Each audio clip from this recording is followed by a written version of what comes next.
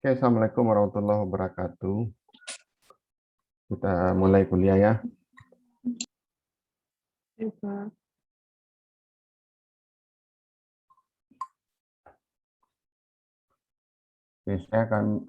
hari ini kita akan bicara tentang rangka teoritis sebentar.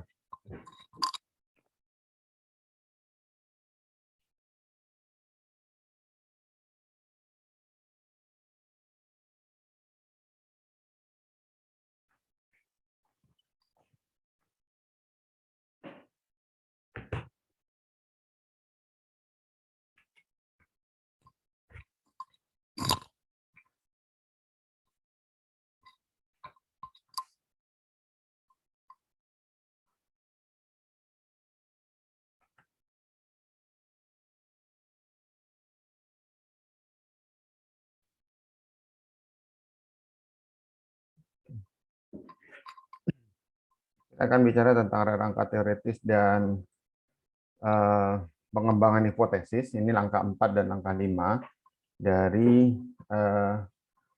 langkah-langkah untuk metodologi penelitian. Nah, setelah kemarin kita bicara tentang bagaimana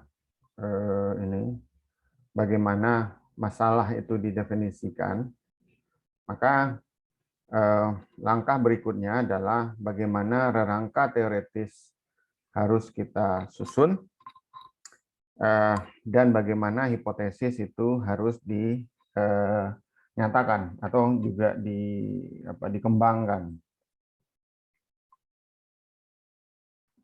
Nah, pengembangan hipotesis itu nanti akan kita lihat bagaimana langkah-langkahnya. Nah, kita mulai dari kesulitan ini karena nukar laptop. Oke. Pengembangan hipotesis itu dimulai dari adanya pengembangan rangka teoritis tentunya. Nah, pertanyaan pertama yang penting untuk dijawab adalah mengapa rangka teoritis itu penting untuk dimiliki. Mungkin kalau pada pertemuan ini Anda mungkin akan belum bisa melihat seperti apa rangka teoritis itu. Saya nanti akan coba secara singkat untuk menunjukkan pada Anda bagaimana sebuah rangka teoritis itu dikembangkan. Saya akan ambil dari contoh penelitian saya setidaknya nanti untuk Anda bisa lihat. Nah, pertama bahwa harus kita pahami adalah bahwa rangka teoritis itu adalah bagaimana seseorang secara konseptual, seorang peneliti itu secara konseptual dia meneorikan atau berteori atau menjadikan hubungan antara beberapa faktor itu menjadi hubungan yang logis. Kata kuncinya di sana bahwa dia harus memiliki basis teoretis dan basis logis hubungan antara beberapa faktor yang sebelumnya sudah ditemukan penting untuk masalah. Jadi kalau pada tahap yang lalu kita mendefinisikan masalah, problem definition itu adalah tugas kita, ya. Nah, ketika kita mendefinisikan masalah ini, sebenarnya kita akan menemukan atau sudah mengidentifikasi variabel-variabel yang beroperasi atau kita beroperasi atau yang kita duga saling berhubungan. Saya kira tidak usah dicatat karena ini ada di dalam buku Anda yang saya berikan itu. Yang penting Anda menyimaknya dulu atau sudah membacanya tadi dan sekarang tinggal menyimaknya saja. Nah, di dalam waktu kita mendefinisikan masalah, itu salah satu yang sudah kita atau sudah harus kita dapatkan itu adalah variabel-variabel yang beroperasi atau saling berhubungan di dalam di dalam tahapan ketika kita mendefinisikan masalah. Nah, dari temuan ini, maka yang harus kita lakukan adalah kita harus berteori. Berteori ini bukan kita merumuskan teori sendiri dan dari langit, ya gitu ya. Tapi kita artinya di sini kita mencoba untuk berpikir secara logis bagaimana setiap variabel itu atau setiap faktor, variabel juga bisa disebut faktor, itu saling berhubungan. Berteori atau mencari penjelasan mengapa sebuah atau beberapa faktor saling berhubungan. Misalnya gini, kalau ada mendung, Anda memperhatikan ada mendung, itu selalu diikuti oleh hujan. Kalau mendung pada pada waktu T1, maka hujan itu terjadi pada T2, time 2. Nah, atau Anda melihat ketika seseorang diberi reward, setelah seseorang diberi reward, tidak lama kemudian dia akan berkinerja baik. Kinerjanya menjadi membaik di dalam ketika Anda sudah melihat definisi variabel definisi masalah waktu itu. Jadi kata kuncinya di sini adalah Anda harus meneorikan dia, artinya Anda harus mencari hubungan logis antara faktor-faktor tersebut. Untuk apa? Untuk membantu Anda mempostulat atau menghipotesis hubungan antara variabel-variabel yang ada tersebut atau yang sudah Anda temukan tersebut. Dan tujuannya adalah agar Anda bisa memahami bagaimana dinamika sebuah situasi itu terjadi. Misalnya kita ambil contoh ya. Ketika sebuah perusahaan, kalau ini rentang waktu, ini waktu, ini T, kemudian ini harga saham. Anda memperhatikan misalnya selama beberapa waktu, ini T1, T2, T3, T4, T5, T6 misalnya. Ketika perusahaan mengumumkan sebuah pengumuman laba, jadi ini titik-titik di mana laba itu diumumkan, Anda mengamati bahwa harga saham perusahaan itu lebih meningkat, lebih tinggi daripada hari sebelumnya. Jadi kalau ini T4, kita katakan seperti inilah kurang lebih ya. Di hari sebelum pengumuman laba, harga saham itu datar. Tetapi di hari pengumuman laba, jadi ini T2, ini hari sebelumnya, H-1, ini H-1, masing-masingnya punya H-1, ya, H-1. Di H-1, itu selalu harga itu lebih rendah daripada H ketika atau hari ketika laba itu diumumkan. Anda kemudian menjadi berpikir, apakah pengumuman laba itu berhubungan dengan harga saham atau tidak? Dari penelusuran atas literatur yang Anda temukan, misalnya, atau fakta-fakta pengamatan Anda terhadap harga saham perusahaan dan pengumuman labanya, Anda memang menemukan bahwa ada pola bahwa pengumuman laba itu berhubungan dengan kenaikan harga saham perusahaan. Dari banyak literatur yang Anda cek, ternyata memang selalu begitu. Anda lihat ke pasar modal, pengumuman laba selalu diikuti dengan kenaikan kenaikan harga saham kemudian. Nah, dari sini Anda bisa berteori atau menduga atau menyusun dugaan dugaan logis ya, bahwa ketika perusahaan mengumumkan laba, itu memang harga sahamnya akan menaik gitu. Nah, tujuan Anda menyusun rangka teoritis tersebut dengan demikian itu adalah untuk memang untuk memberikan Anda pemahaman tentang bagaimana dinamika situasinya yang terjadi di dalam perusahaan. Baik, nanti kita lanjutkan saya akan beri contoh bagaimana bentuk rangka teoritis itu.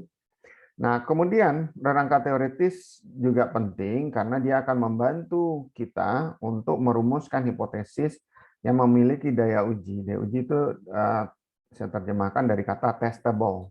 Jadi dia berdaya uji itu maksudnya adalah bahwa dia bisa diuji. Nah, kenapa kita harus memiliki sesuatu yang berdaya uji, hipotesis berdaya uji, agar kita bisa menemukan atau menyimpulkan apakah teori yang kita formulasi itu memang valid atau tidak. Sehingga kerigoran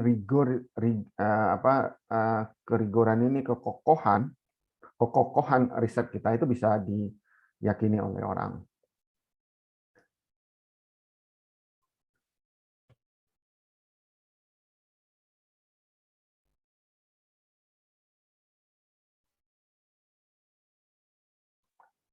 Sampai di sini ada pertanyaan dulu enggak?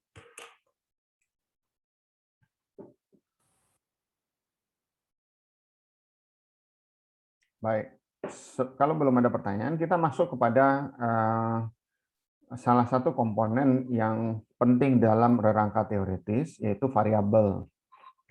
Variabel ini sebagian dari orang di Indonesia mencoba menerjemahkannya menjadi pengubah.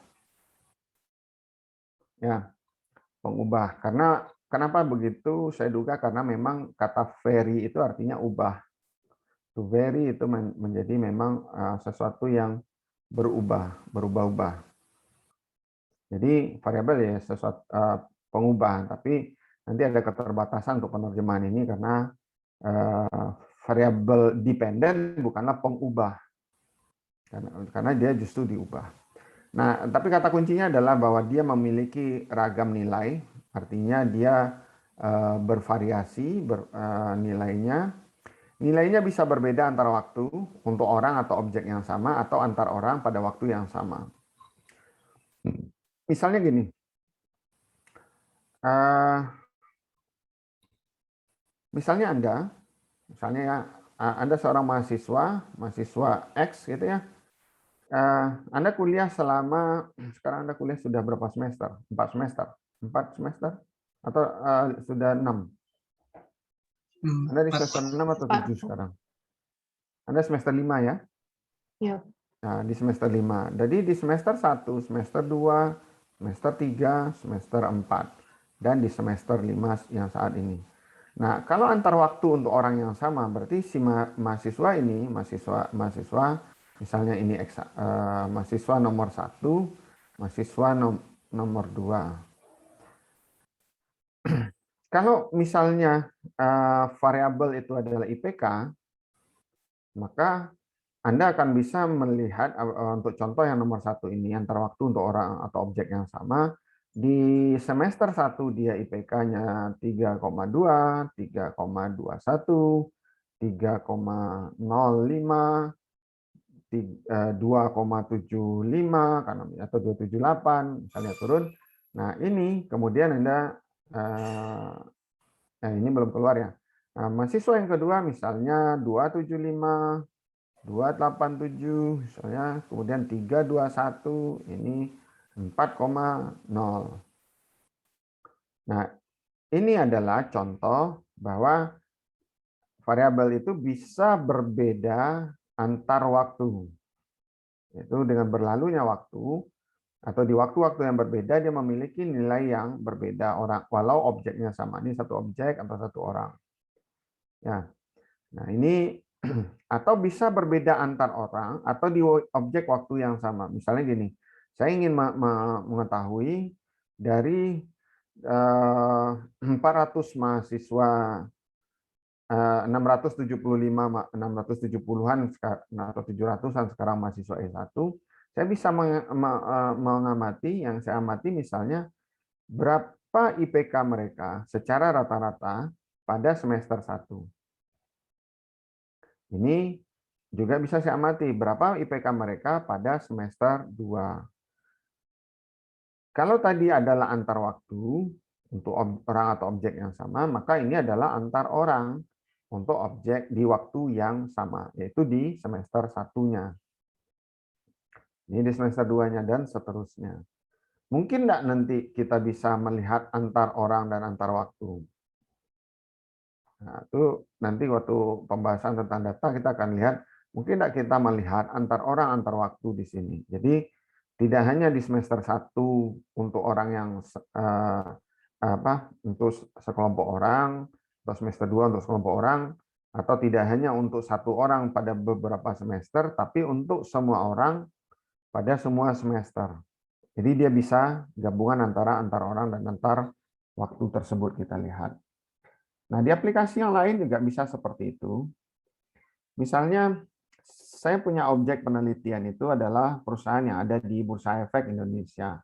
Perusahaan yang ada di Bursa Efek Indonesia itu katakan ada mulai dari kalau menurut abjad ya misalnya itu sampai dengan ZXX ya.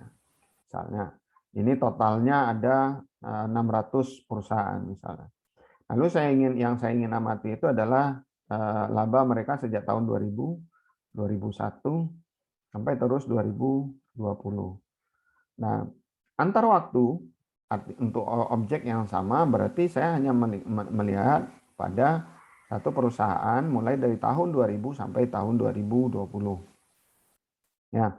Nah, kalau antar orang atau antar objek di waktu yang sama ya saya misalnya hanya melihatnya pada tahun 2000 saja untuk seluruh perusahaan yang ada di dalam universe ini, semestanya. Jadi populasinya diambil dari BEI, lalu kita ambil dari sampel begini. Nah, pekan yang lalu itu kan saya beri Anda tugas, itu kan ada 4 perusahaan ya, perusahaan Wijaya Karya, Waskita Karya, BSKT ya, BSK lupa saya tuh, pembangunan perumahan sama satu lagi apa itu ya. Nah, Anda sendiri sudah melakukan analisis yang analisis yang ada yang melakukan analisis antar waktu, ada yang hanya antar objek saja di waktu yang sama. Baik, itu dulu ada pertanyaan?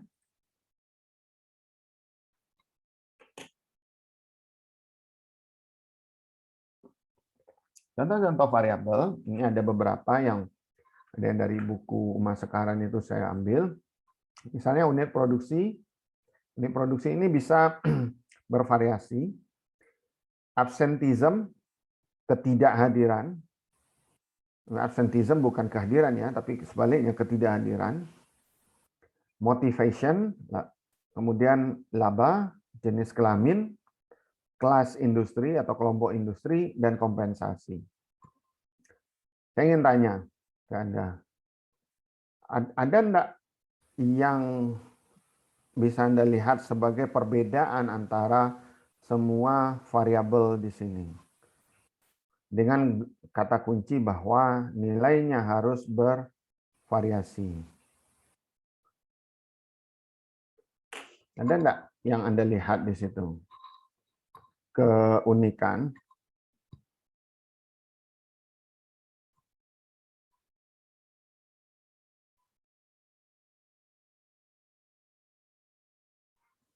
Keunikan dari variabel-variabel yang ditampilkan di sana. Yang mungkin apa? Coba, ada enggak? Yusuf, silakan hidupkan mikrofonnya kalau jenis kelamin dengan absentism tuh kayaknya menarik, Pak. Kenapa? Apakah mungkin jenis kelamin itu mempengaruhi tingkat absensinya gitu? Oh, bukan. Saya Bukan. belum ke sana. Yang maksud saya adalah sebuah variabel itu punya per definisi harus memiliki variasi nilai. Oke. Berarti dia harus atau bisa diukur. Ya. Unit produksi itu bisa atau dan laba. Lalu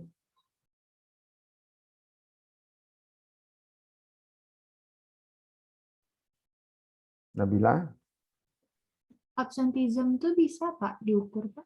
dengan cara gimana? Kayak jumlah orangnya Pak. Absenteeism bukan jumlah orang sebenarnya, Itu tapi apa, jumlah Pak? ketidakhadirannya di hari kerja yang disebut dengan absenteeism.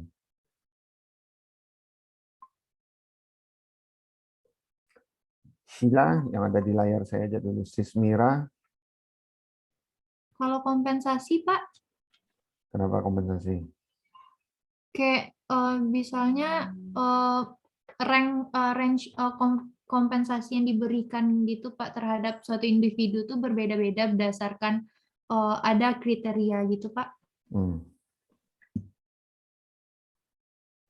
Ada yang lebih operasional komentarnya? Rafika?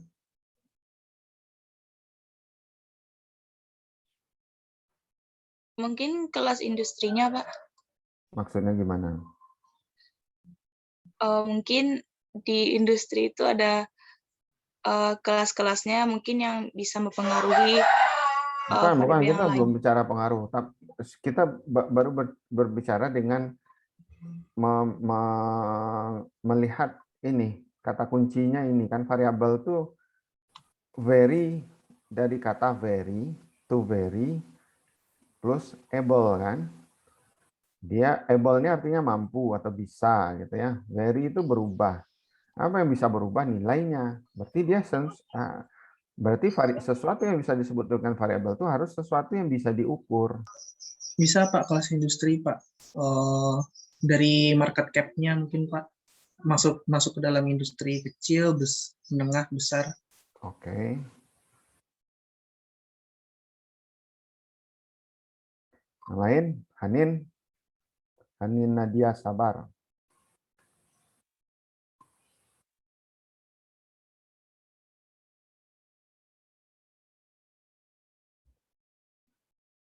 Apa sesuatu yang unik gitu? Coba Anda perhatikan.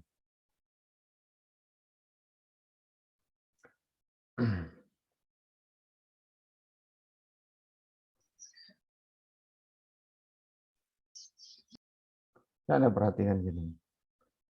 Yang yang SMA-nya IPA siapa? Ada yang tidak SMA-nya tidak IPA enggak?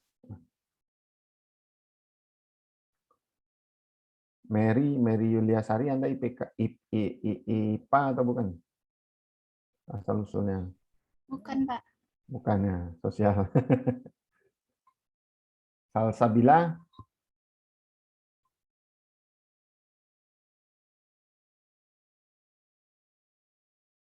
Salsabila Putri.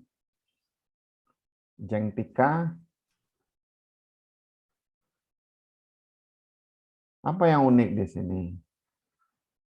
Kalau saya gini kan, saya tambah petunjuknya. Kalau di berat itu variabel juga, tinggi itu variabel juga, tekanan udara itu variabel, kecemerlangan atau kecerlangan itu variabel, jarak itu variabel. Ini apa ukurannya? Kilogram. Pak. Kilogram. Tinggi apa ukurannya? Sentimeter. Ini gram lah ya, karena kilogram berarti turunan gram yang sudah berkilo gitu, udah 1000. Tekanan udara.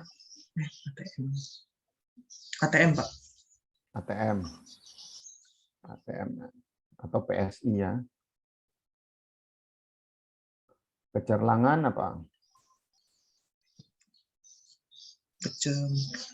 Kecemerlangan.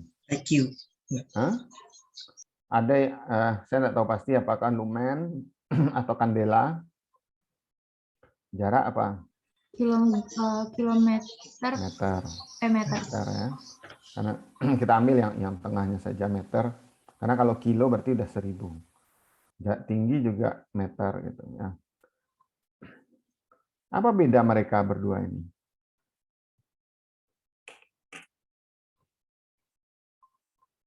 Kalau yang Ketika di sebelah kanan ini ada ukuran pastinya, Pak. ada ukuran pasti. Yang ini enggak pasti ya? Yang kanan itu ada satuannya, Pak. Siapa ini? Chelsea, Pak. Siapa? Kalau yang kanan itu ada Chelsea. satuannya, iya, Pak. Mikrofon Anda enggak dekat kayaknya. Kenapa Chelsea? Kalau yang sebelah kanan itu ada satuannya, Pak. Kalau sebelah kiri nggak ada satuan, Pak. Coba bilang, unit produksi saya bisa bilang unit kok gitu. Saya bisa bilang unit, saya hitung cacahnya ya. Saya bisa bilang kilogram. Ya enggak?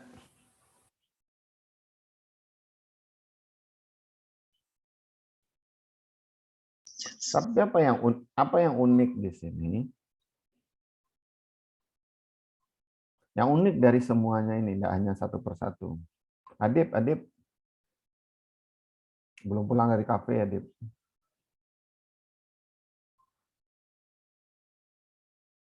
Apa yang unik di sini? Kalau yang di sebelah kiri ini satuannya tuh bisa kita kayak yang tadi Pak, unit produksi, dia bisa satuannya unit, kilogram, dan lain-lain. Kalau yang di sebelah kanan nih, satuannya memang satu gitu, Pak. Ini meter tuh bisa tinggi itu bisa kaki loh. Kaki itu bisa misalnya untuk jarak itu bisa kaki, bisa yard, macam-macam dia. Bukan hanya satu maksudnya. Bisa lebih deh. Ini aja ada kemungkinan 2 ini ya. Berat ini ada grain juga orang menyebutnya kan, ada ounce. Ya. Ada yang bisa melihat keunikannya. Anissa Mutia, saya enggak ada lihat apa keunikannya. Nggak usah jangan di googling ya. Kalau mata Anda enggak ke layar berarti saya curiga Anda lagi menggoogling. Bilqis, Trisha, apa bedanya? Apa yang unik dari mereka?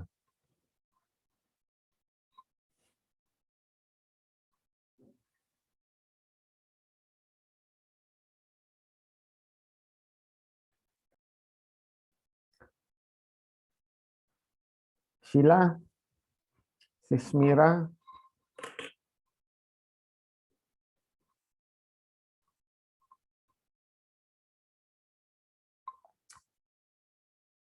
Adip, Anda belum jadi jawab, Dip. Apa, Dip? Apa bedanya?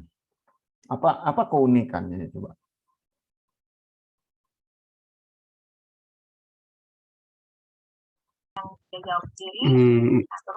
Agak ragu deh, Pak. Ya kalau ragu itu tanda berpikir. Kalau orang yang tidak ragu, dia pasti tidak sedang berpikir itu. Apa?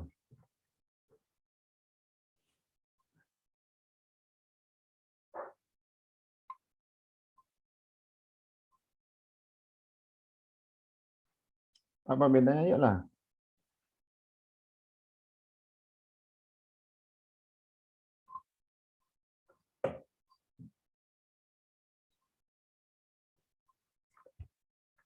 Halo. Hafid.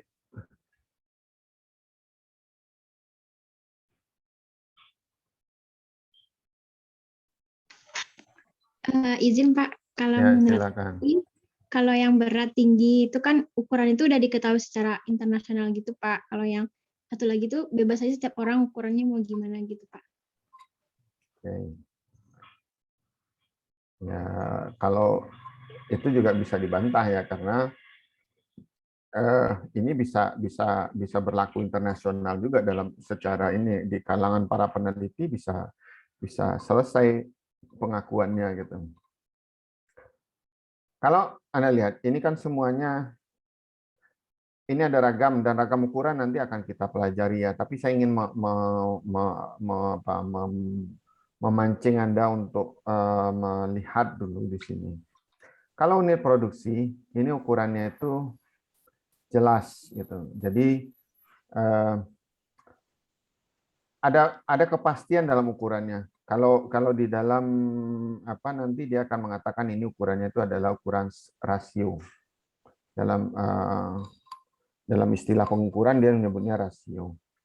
Absenteeism juga begitu. Dia pasti ukurannya dan ini sifatnya juga rasio.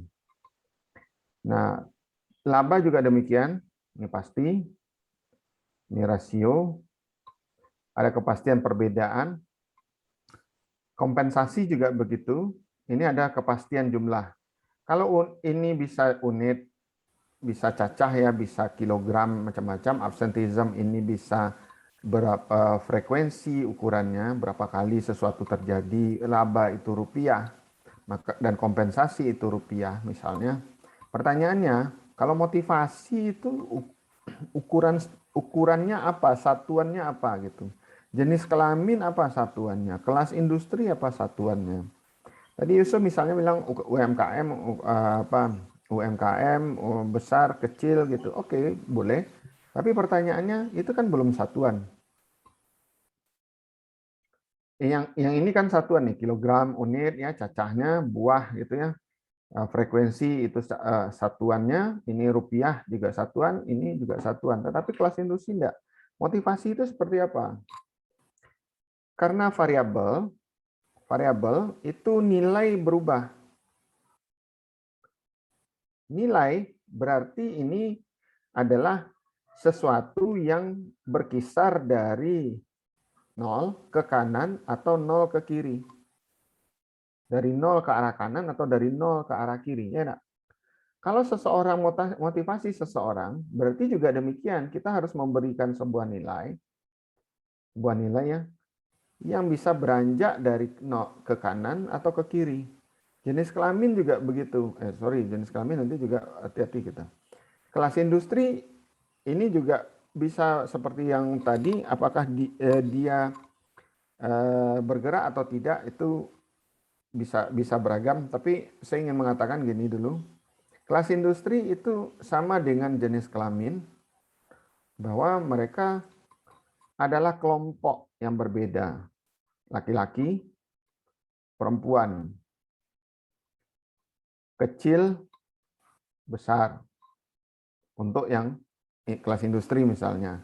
Atau seperti tadi UMKM, KM, lalu kelompoknya dulu ya, kelompoknya, terus perusahaan besar, lalu perusahaan publik jauh lebih besar lagi misalnya seperti itu. Ada 3 kelompok, tetapi pertanyaannya ini mau diberi nilai berapa? Ini baru diberi nilai berapa? Jenis kelamin juga begitu. Ada 2 kelompok, laki, perempuan. Kelompok yang ketiga hanya ada di pengisian Google Form. Untuk bikin akun Gmail, Anda diberi kelompok lain, other. Ya, sejatinya hanya akan ada 2 ini kelompoknya. Nah, pertanyaannya, ini mau diberi nilai berapa? Ini mau diberi nilai berapa? Gitu. Nah, ini contoh di dalam akuntansi, di dalam ilmu sosial, bahwa kita memiliki ukuran variabel, tetapi nanti akan menjadi isu pada pertemuan depan atau setelahnya adalah bagaimana variabel itu bisa diukur. Bagaimana absenteeism itu akan diukur, motivasi ini terutama dulu. Motivasi tinggi, rendah, atau tinggi, sedang, rendah, sangat rendah, buruk gitu. Bagaimana kita bisa mengelompokkan dan memberi angka pada motivasi tersebut. Sampai di sini ada pertanyaan nggak? Silakan kalau ada pertanyaan.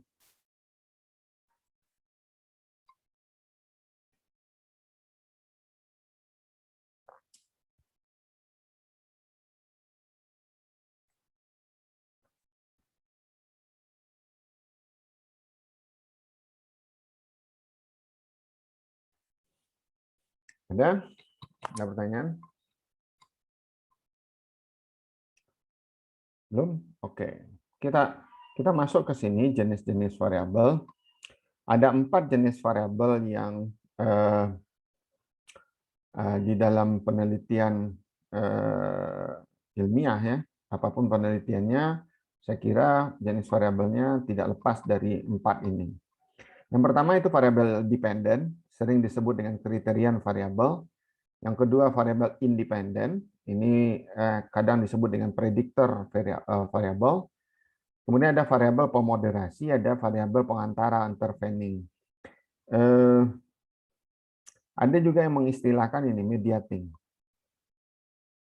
Jadi ini untuk Anda catat saja, di dalam buku UMA sekarang tidak disebut, tetapi di dalam buku yang lain itu disebut sebagai ini. Jadi ada kata istilah lain untuk variabel pengantara atau intervening di sini, yaitu variabel mediating atau pemediasi gitu. Nah, kita lihat satu persatu dulu. Variabel dependent itu apa? Variabel dependent ini adalah variabel yang kalau teman-teman di ilmu alam itu sekarang kadang menerjemahkannya sebagai variabel terikat. Karena dia depend on, gitu, terikat pada. Jadi variabel terikat. Nah, variabel ini adalah variabel yang menjadi ketertarikan utama seorang peneliti. Seorang peneliti sebenarnya dia tertarik pada variabel independen, variabel dependent ini. Misalnya saya seorang direktur di sebuah perusahaan. Saya ingin tahu bagaimana atau apa yang mempengaruhi motivasi kerja karyawan. Jadi pertanyaannya adalah apa yang memotivasi seorang karyawan untuk bekerja. Nah, artinya di sini saya sedang mencari apa saja yang mungkin menjadi prediktor atau yang menjadi sesuatu yang mempengaruhi motivasi kerja seorang karyawan. Saya mungkin nanti akan berpikir ya bahwa yang mempengaruhi itu adalah kompensasinya.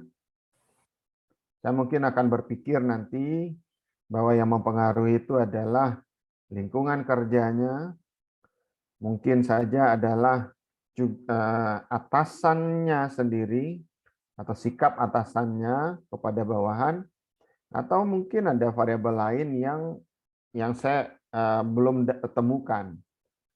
Nah,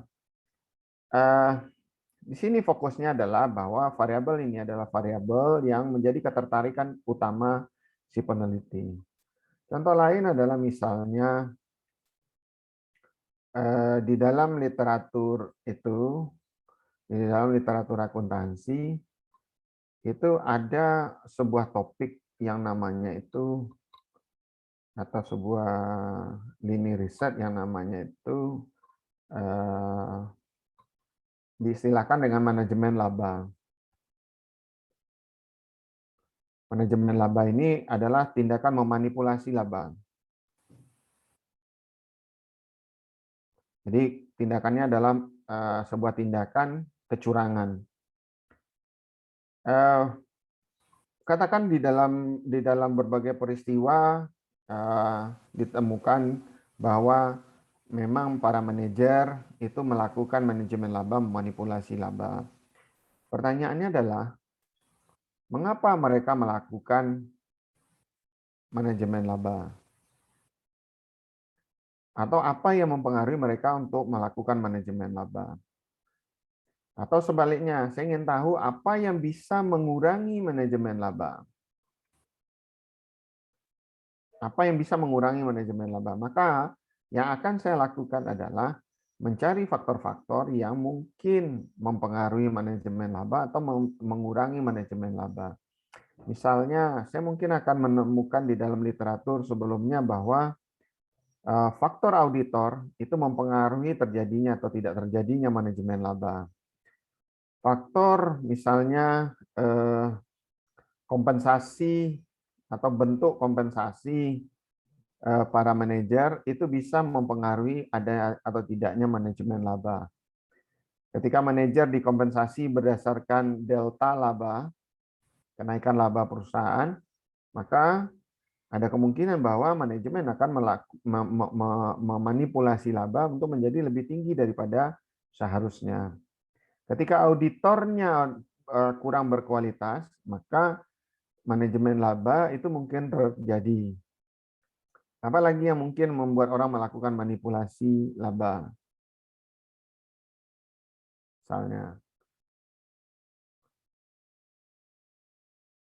Misalnya karena standar akuntansi yang lemah. Misalnya. Karena standar akuntansinya yang tidak baik atau memberikan keleluasan untuk diubah atau ditafsirkan, maka ada kemungkinan akan terjadilah manajemen laba. Nah, jadi itu tadi bahwa variabel dependen adalah variabel yang merupakan ketertarikan utama. Ini yang akan harus dipahami dan dideskripsi oleh peneliti untuk mengetahui bagaimana variabilitasnya, perubahan nilainya itu terjadi agar bisa diprediksi atau dikuantifikasi nanti. Jadi ketika kita sudah tahu apa yang memotivasi orang, maka kita bisa meneruskan menjadi kebijakan. Kebijakan tentang apa? Tentang remunerasi misalnya atau kompensasi, kebijakan tentang jam kerja, kebijakan tentang perputaran kerja misalnya, atau rotasi jabatan, ya rotasi jabatan, terus apalagi misalnya benefit misalnya, benefit yang didapatkan misalnya asuransi yang diberikan dan lain-lain ya. Ini tujuannya untuk untuk memprediksi sesuatu yang akan terjadi nanti. Baik, sampai di sini ada pertanyaan enggak?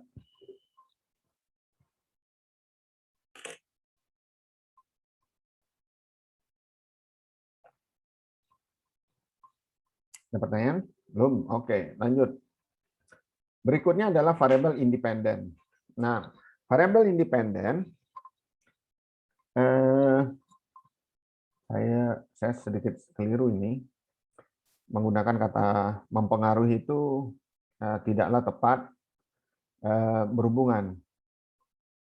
Kalau mempengaruhi itu sudah terlalu jauh. Nah, variabel independen itu adalah variabel yang berhubungan dengan variabel dependen. Dia arahnya bisa positif, arahnya juga bisa negatif. Kalau arahnya positif, maka variabel independen dia naik, nilai variabel independen naik, maka nilai variabel dependen juga akan naik. Tapi kalau dia negatif, nilai variabel independen turun, maka nilai variabel dependen bisa naik. Atau sebaliknya, nilai variabel independen naik, maka nilai variabel dependen itu turun. Itu arah negatif. Ini negatif. Ini arah yang positif. Ya. Nah, syarat bahwa ada kata diiringi di sini bahwa jika VI ada maka variabel dependen juga akan ada. Nah, di kata diiringi ini menyiratkan bahwa variabel independen terjadi pada T1 dan variabel dependen terjadi pada T2. Nilai variabel independen itu berubah di T1, nilai variabel dependen itu berubah di T2.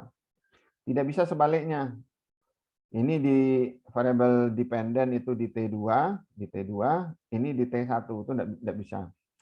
Ini tidak bisa terjadi pada tanggal 22, lalu variabel dependennya terjadi pada tanggal 19. Yang terjadi harus sebaliknya, variabel independen terjadi tanggal 19 bulan 9, Ini terjadi pada tanggal 22 bulan 9. Paham ya? Bahwa yang disebut diiringi itu adalah bahwa ada konsekuensi waktu di sini, dia berjalan waktunya. Ini variabel independen bisa terjadi pada pukul, misalnya variabel independen bisa terjadi pada pukul 10.01.053. Jadi pada pukul 10 pagi menit ke 1 detik ke 53, sedangkan ini terjadi pada pukul 10.01.54, 1 detik kemudian. Tidak boleh sama. Detiknya sama, Pak. Ini titik 10.51, ini 10.01.0.53, ini juga titik 53. Tidak boleh sama. Dia harus berurutan waktunya. Ada yang independen mesti lebih dahulu, walau hanya beberapa detik atau 1 detik. Gitu. Paham ya? Nah, antara variabel independen dengan dependen tidak mesti berupa hubungan sebab akibat. Makanya kata mempengaruhi itu saya coret, karena ini mengisyaratkan adanya hubungan sebab akibat. Dia hanya berhubungan.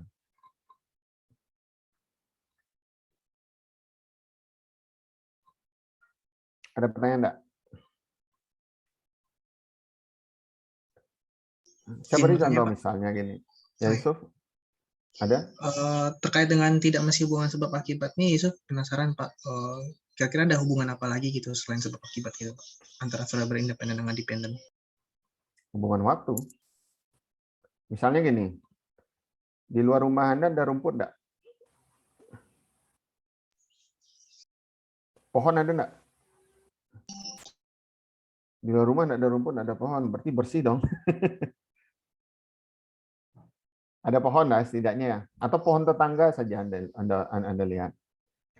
Ada ya? Ada ya? Nah, di rumah ada adik enggak? Nah, atau rambut Anda ukur rambutnya.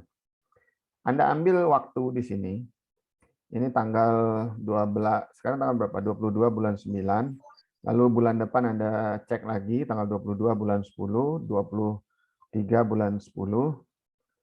Nah, Anda lihat rumput di rumah, depan rumah, Anda ukur tingginya, ini 10 cm hari ini. Bulan depan itu 15 cm. Bulan berikutnya sudah 25 cm. Anda ukur juga rambut Anda. Sekarang 5 cm. Bulan depan tambah 1 cm, jadi 6 cm. Bulan berikutnya Anda menjadi 7 cm. Kalau dibikin grafik dia gini nih. Ini rambut, ini rumput. Hubungannya ada gitu, terbukti. Tapi apakah dia sebab akibat atau tidak? Jelas tidak gitu ya. Tapi urutan waktunya ada. Ya. Urutan waktunya bisa saja ya saya koreksi ya. Urutan waktunya tidak mesti seperti yang tadi saya maksud, tapi hubungan keduanya itu bisa Anda perhatikan dari waktu ke waktu. Ini berubah, ini juga berubah. Ya toh? Nah, Yep. tetapi bukan hubungan sebab akibat. Dan satu lagi, ateori. Tak ada teori. Kalau digrafikkan atau diuji dengan alat uji statistik, dia terbukti ini bahwa memang ada hubungan. Tetapi dia sebenarnya ateori. Ateori itu artinya tanpa teori. Ya. Baik, Pak. Yang lain ada pertanyaan? Silakan kalau ada.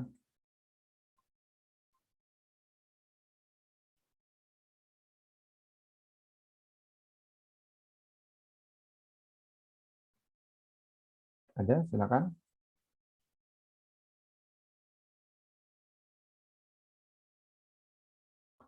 Ini saya ambil dari buku saja. Contoh dari variabel independen-dependen ya. Dia ngambil misalnya keberhasilan produk baru,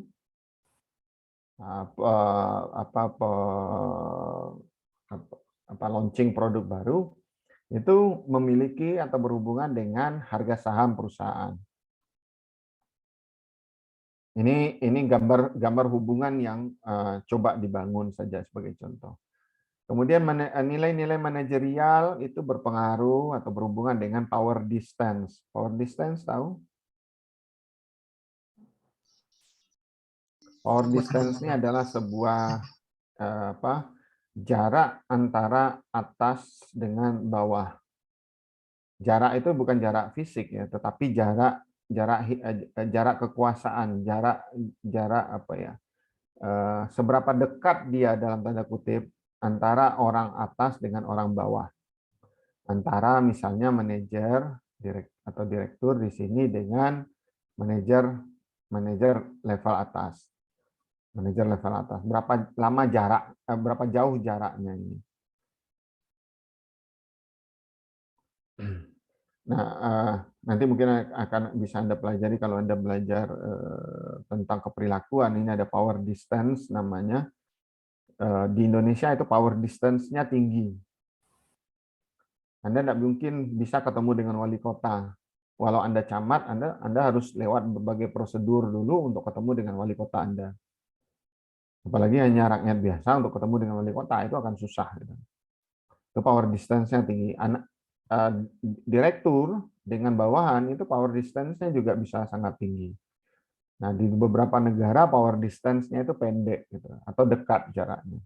Nah, jadi di sini di hipotesis atau diduga ada hubungan antara nilai-nilai manajerial dengan power distance. Nah, kemudian ini di pabrik dicontohkan adanya manual di dalam pabrik itu bisa mengurangi reject. Reject ini produk-produk yang rusak. Ini hanya sebagai contoh saja yang saya ambilkan dari buku tentang hubungan. Saya tidak mengatakan hubungan sebab akibat. Baik, pada dua variabel ini ada pertanyaan? Sebelum kita masuk ke variabel pemoderasi,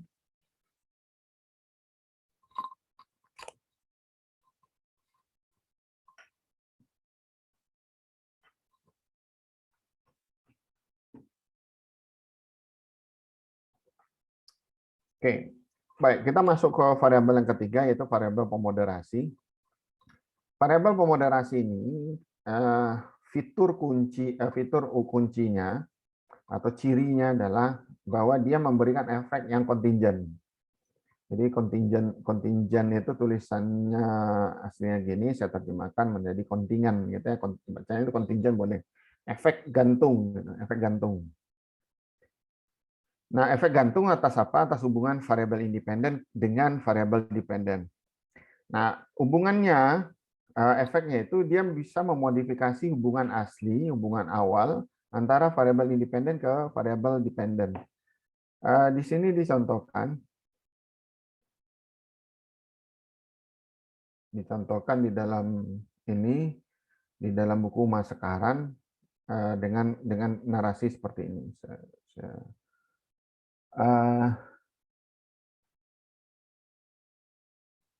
Saya ambilkan lengkap ya. Diketahui bahwa ada hubungan antara ketersediaan manual referensi yang bisa diakses oleh para karyawan atau buruh di pabrik dengan produk yang di-reject. Yaitu ketika para pekerja bisa mengikuti prosedur yang ada di dalam manual, maka mereka bisa memproduksi produk tanpa cacat. Hubungannya digambarkan dengan gambar di 53A di atas tadi. Jadi di sini ini gambar hubungannya. Kemudian, namun walaupun hubungan ini bisa dikatakan benar, hubungan yang ini ya, hubungan yang ini bisa dikatakan benar. Jadi kalau ada manual, maka produk yang di-reject itu kecil. Namun walau dikatakan hubungan ini benar secara umum untuk semua pekerja, namun demikian bergantung pada kecenderungan atau kemauan para pegawai untuk melihat ke dalam manual setiap kali sebuah prosedur baru harus diadopsi. Dengan kata lain, siapapun yang memiliki keinginan atau mendesakan untuk mengacu kepada manual setiap kali sebuah proses baru harus diadopsi akan bisa menghasilkan produk tanpa cacat. Yang lain, pekerjaan lain yang tidak mendapatkan manfaat atau tidak meneruskan untuk memproduksi, tidak melakukannya, artinya tidak melihat ke manual, tidak punya interest atau kecenderungan, keinginan untuk melihat manual, maka dia pasti akan menghasilkan produk yang cacat. Nah, ini akan mempengaruhi atribut para pekerja dalam hubungan antara variabel independen dengan dependen. Jadi ceritanya mungkin kurang lebih di pabrik itu setiap kali barang itu diproduksi, para pekerja atau ada produk baru, mesin baru, prosedur baru yang diterapkan, maka para pekerja itu hanya akan bisa menghasilkan produk tanpa reject kalau dia melihat ke manual. Tapi ternyata ditemukan bahwa orang itu tidak sama keinginannya. Orang punya interest yang berbeda-beda. Jadi interest antara A dengan interest B, ketertarikan kelompok A dengan kelompok B, atau kelompok orang A dengan orang B itu tidak sama. Kecenderungannya, kecenderungannya atau keinginannya antara si A dengan keinginan si B untuk melihat itu juga tidak sama. Sehingga ini diduga bahwa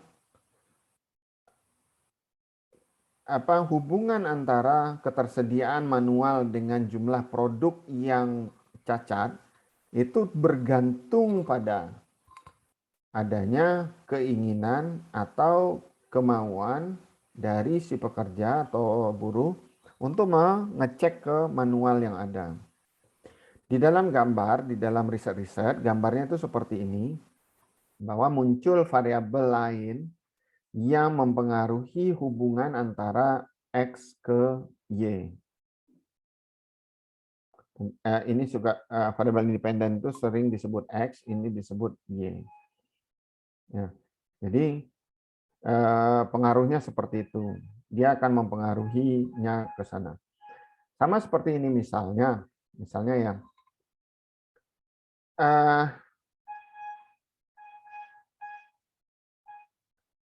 Apa yang mempengaruhi keberhasilan studi Anda? Selama jam belajar. Lama jam belajar. Lama belajarnya. Masuk ingat-ingat enggak gitu ya. Misalnya lama studi ya. Lama studi ya. Kita anggap prestasi mahasiswa itu diukur dari lama studinya. Ya, IPK tinggi tapi kuliahnya 5 tahun ya lebih jelek daripada orang yang IPK-nya tinggi, studinya lebih pendek ya. Apa yang mempengaruhi lama studi, Yusuf?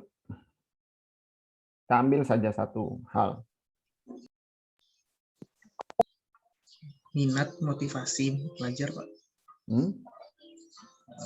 Minat, motivasi, apa yang lama studi ini bisa diukur tahun ya atau bulan. Apa yang mempengaruhinya? Gina.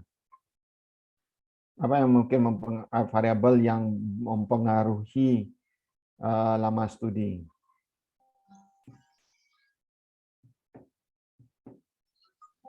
Faktor ekonomi bisa nggak, Pak? Bisa.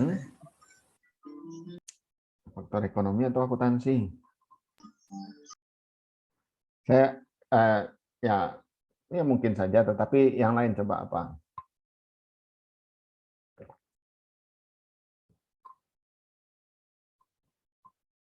Misalnya lama studi mahasiswa itu bisa dipengaruhi oleh fasilitas yang ada di kampus. Misalnya ya, fasilitas atau kebijakan di kampus gitu.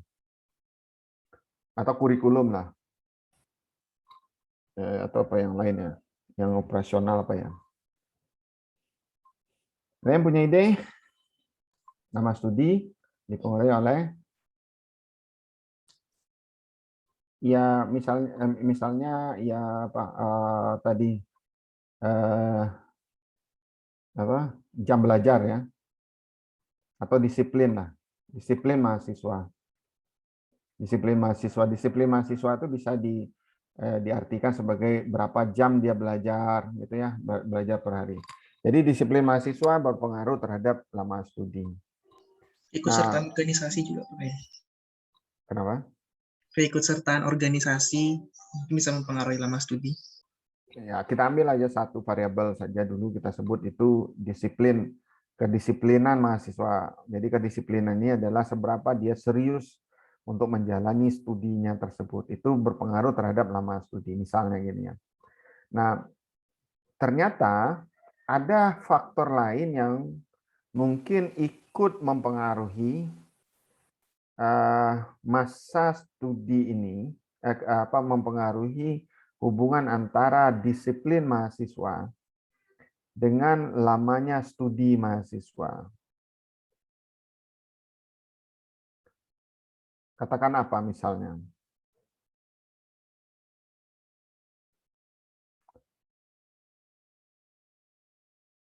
Anggi? Apa Minat, misalnya? Hah? motivasinya Pak, atau minatnya itu bisa tuh Pak.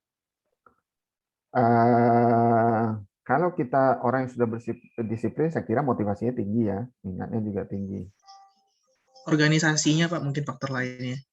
Bisa aja mengganggu disiplinitasnya. Ya bisa ya, tapi kita anggaplah orang berdisiplin itu mau 24 jam itu dia bisa kerjakan 5 hal sekaligus atau dia bekerja banyak. Apa yang mungkin misalnya yang lain yang bisa mempengaruhi? Katakan di sini ya, yang bisa mempengaruhinya adalah faktor dari pergantian kurikulum atau kebijakan yang muncul di perguruan tinggi tempat dia studi. Jadi mahasiswa ini dia bisa seorang yang sudah sangat rajin, sangat disiplin itu bisa menamatkan studinya lebih cepat. Jadi semakin disiplin dia, semakin pendek masa studinya. Tetapi kalau ternyata kebijakan kurikulum itu tidak mendukung keinginannya, maka lama studinya bisa terganggu. Misalnya gini ya, kita berencana tahun depan itu sudah menggunakan kurikulum baru. Nah, Anda sudah berdisiplin, Anda sudah punya target pada semester ke-8 Anda wisuda misalnya. Atau semester 7 itu Anda sudah wisuda. Tahu-tahu karena adanya pergantian adanya kebijakan yang tidak tepat atau pergantian kebijakan itu lama studi Anda menjadi terpengaruh. Atau faktor lain di sini saya tidak mungkin tidak tepat untuk lama studi itu kurikulum, maaf, penghapus. Tapi misalnya di sini adalah munculnya peristiwa lain, bukan munculnya, adanya faktor lain yang di sini misalnya lingkungan kuliah yang dijalani oleh setiap orang, atau lingkungan kuliah ini bisa kita katakan bagaimana kompetisi yang ada di antara mereka, di antara mahasiswa. Mahasiswa yang berada di kompetisi yang tinggi itu lama studinya berbeda dengan mahasiswa yang berada di kompetisi yang lebih rendah. Ya, nah itu bisa mempengaruhinya. Jadi ketika mahasiswa disiplinnya tinggi, maka masa studinya itu rendah. Tetapi ini tergantung pada pada apakah lingkungan atau persaingan di kampus itu tinggi ataukah rendah. Oke, nah, itu yang mungkin bisa dijadikan contoh. Di dalam riset ini cukup banyak ada contoh yang seperti itu. Dengan munculnya variabel pemoderasi ini. Kemudian, apa perbedaan antara variabel independen dengan variabel moderating? Karena sebenarnya variabel mediating ini, ketika gambarnya seperti ini variabel independen, variabel dependen, ini variabel moderasi bukan mediating. Ini sebenarnya gambarnya mengisyaratkan bahwa gambarnya hubungannya sebenarnya juga ke sini gitu. Antara variabel moderasi dengan variabel dependen itu juga punya hubungan. Ketika kita tadi katakan disiplin itu mempengaruhi studi, kita juga mengatakan bahwa lama studi antara yang berada di kompetisi mahasiswa yang dengan kompetisi tinggi itu tidaklah sama dengan lama studi mahasiswa yang berada di kompetisi yang rendah. Ketika mahasiswa berada di kompetisi tinggi, mereka tamat lebih cepat dibandingkan mahasiswa dengan kompetisi yang rendah. Anda pasti termotivasi kalau teman-teman Anda itu bersemangat semua, ayo kita bikin ini, ayo kita bikin itu gitu. Tapi Anda mungkin tidak termotivasi kalau Anda tidak berada di lingkungan yang mengajak Anda untuk berkompetisi atau ada di dalam suasana di mana Anda berkompetisi dengan mereka. Artinya di sini, ini kan variabel dependen kan? Variabel dependen dalam hubungan ini gitu. Lama studi. Ya, ini disiplin, ini lama studi. Nah, lama studi itu dipengaruhi oleh kompetisi. Kompetisi itu kita tempatkan sebagai variabel moderating di situ. Nah, apa hubungannya katanya? Apakah bedanya ada antara keduanya? Ini dicontohkan di sini. Ada dua kondisi, ada dua situasi. Situasi pertama bunyinya adalah bahwa semakin baik kualitas pelatihan dan semakin besar keinginan untuk berkembang pada diri karyawan, maka makin besar pula keinginan untuk belajar sesuatu yang baru.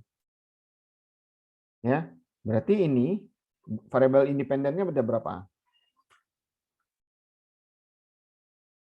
Berapa variabel independennya di sini? Ini variabel independen nomor 1 dan ini variabel independen nomor 2. Kenapa disebut variabel independen? Karena dia mengarah ke variabel dependen kan? Ya.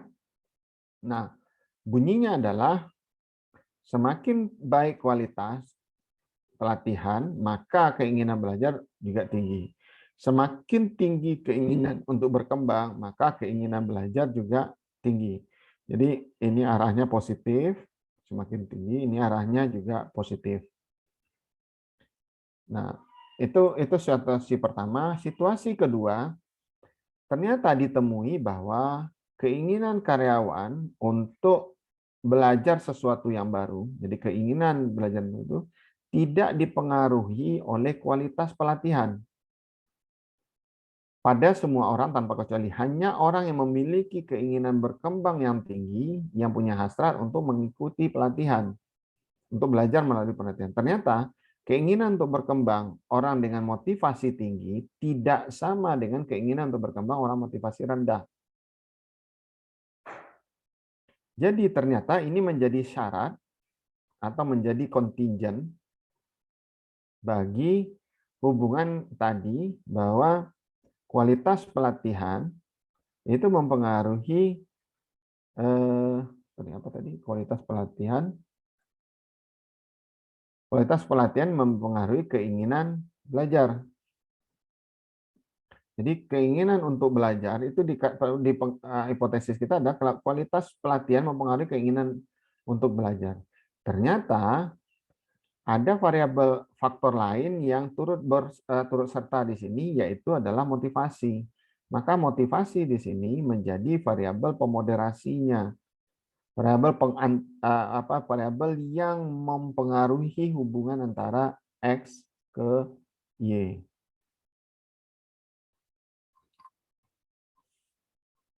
Paham atau makin bingung?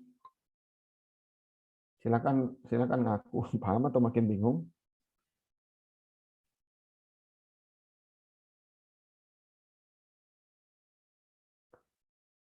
Silakan, ada pertanyaan? Ini gambar satu adalah gambar ketika pelatihan, program pelatihan dan keinginan untuk tumbuh itu berada di dalam satu nilai saja, digabung nilainya, dan ini variabel keinginan untuk belajar. Jadi keinginan untuk belajar ke atas. Jadi hubungannya seakan-akan garis lurus ke atasnya. Nah, tetapi ketika variabelnya sudah dimoderasi, yang tersisa di sini adalah training saja, program pelatihan, dan growth need-nya dijadikan pemoderasi, maka kita bisa melihat orang yang motivasi untuk growth need-nya rendah, itu keinginan untuk belajar lebih rendah dibandingkan dengan orang yang growth needs-nya itu lebih tinggi. Jadi ada bedanya antara mereka. Kalau kurva keduanya digabungkan, ini dia. Tapi kalau kurvanya dipecah, nah seperti ini, ternyata bahwa orang yang punya growth need yang berbeda itu memiliki perbedaan willingness to learn-nya.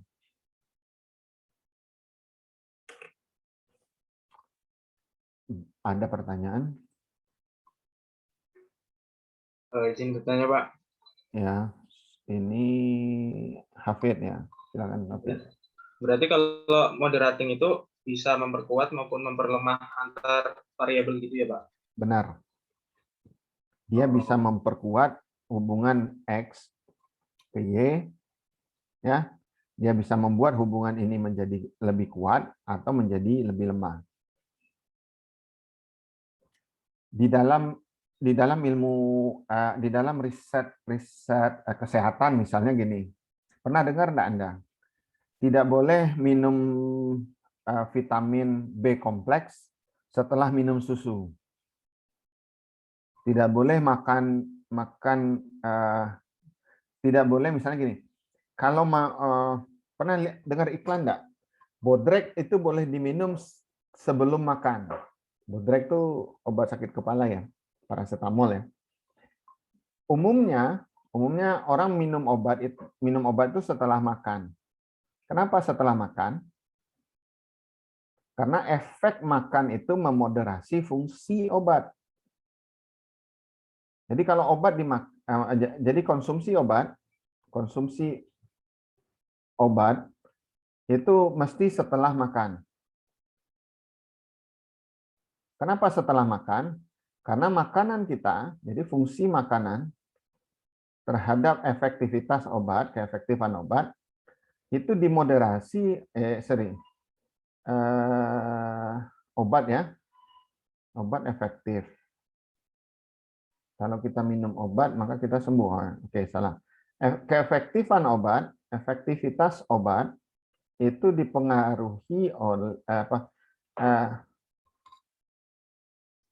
sorry, saya jadi ngaco. Seharusnya gini, tujuan minum obat apa? Sembuh ya? Ya, tujuan minum obat sembuh. Berarti ini minum obatnya ya, konsumsi obat atau ya minum obat.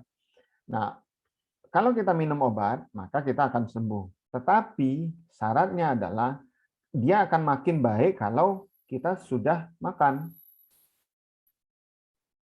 makan nasi gitu. Karena kalau kita belum minum obat, kalau kita belum makan, maka efektivitas obatnya menjadi lebih rendah. Nah, kalau di contoh-contoh yang lain, saya selalu ingatnya itu dilarang minum vitamin B kompleks dengan susu. Kenapa dilarang dengan susu? Karena dia menghilangkan efek susunya, efek B kompleksnya. Susu ini menghilangkan efek B kompleks. Jadi B kompleks yang seharusnya misalnya memberikan perlindungan pada kita berupa ya katakan perlindungan ya, bagaimanapun perlindungan itu di mekanisme perlindungannya ini menjadi rusak karena adanya susu yang dikonsumsi. Itu Hafid. Bisa dipahami kurang lebih? Bisa, Pak. Kalau misalnya gini, kalau makan pedas, kalau makan cabai kepedasan ya.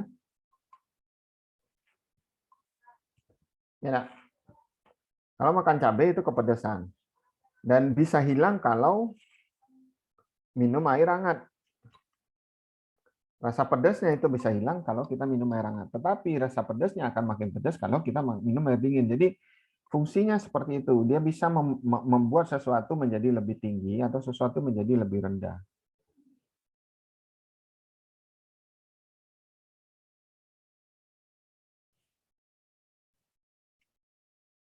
Ada yang lain pertanyaan?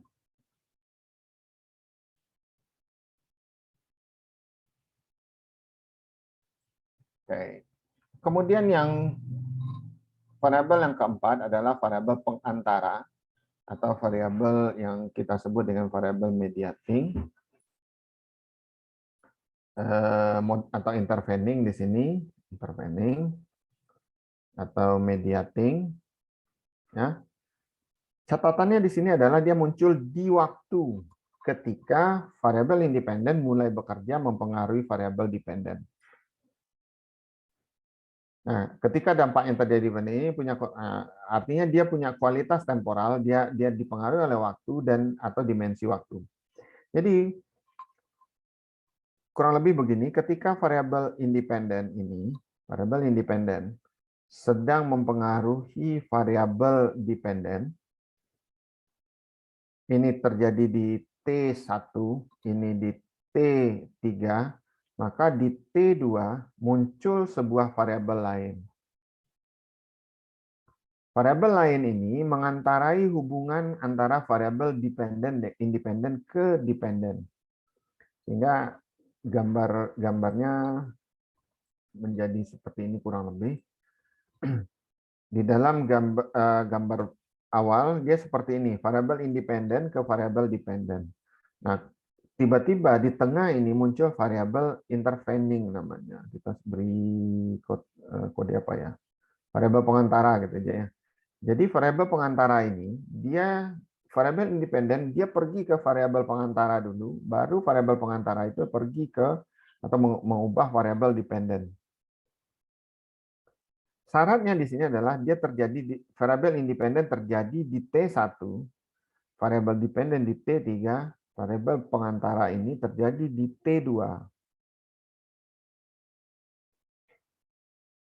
Sesuatu bisa disebut sebagai variabel intervening kalau dia kita bisa pastikan waktu kejadiannya itu di antara terjadinya V1 ke V3,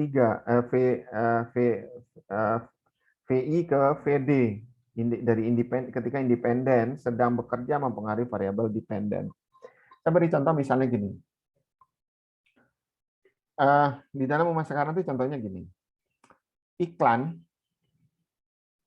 bisa mempengaruhi sales enggak? Bisa, Pak. Saya ini adalah hubungan yang sangat nyata dan sangat benar gitu bahwa iklan itu bisa mempengaruhi sales.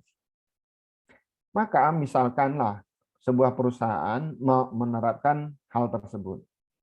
Dia beriklan pada bulan September dengan harapan nanti di bulan Oktober itu sales meningkat. Dia keluarkan biaya iklan yang cukup besar dengan harapan salesnya meningkat.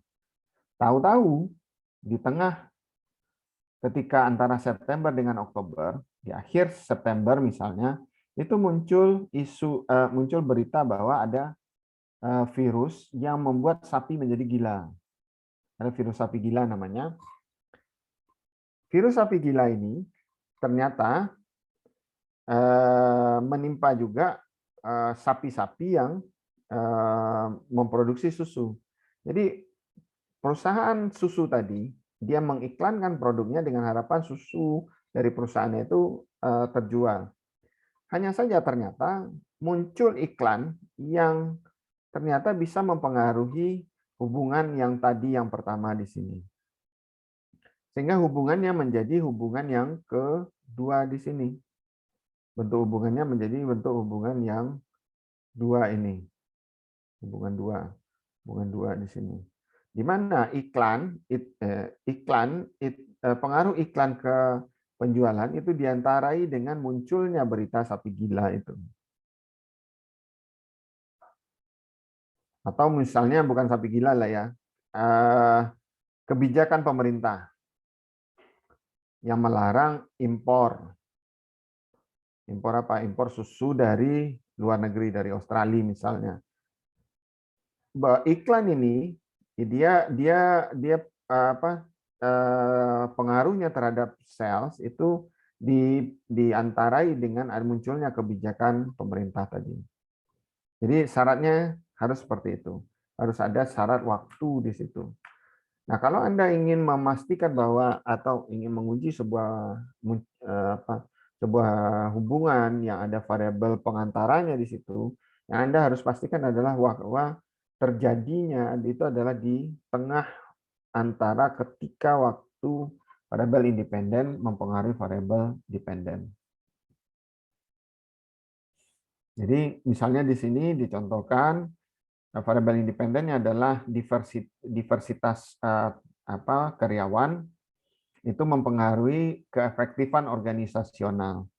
Jadi hipotesisnya bahwa kalau karyawan itu berasal dari berbagai latar belakang, maka organisasi itu lebih efektif dibandingkan kalau dia berasal dari satu latar belakang saja, misalnya satu kelompok masyarakat saja.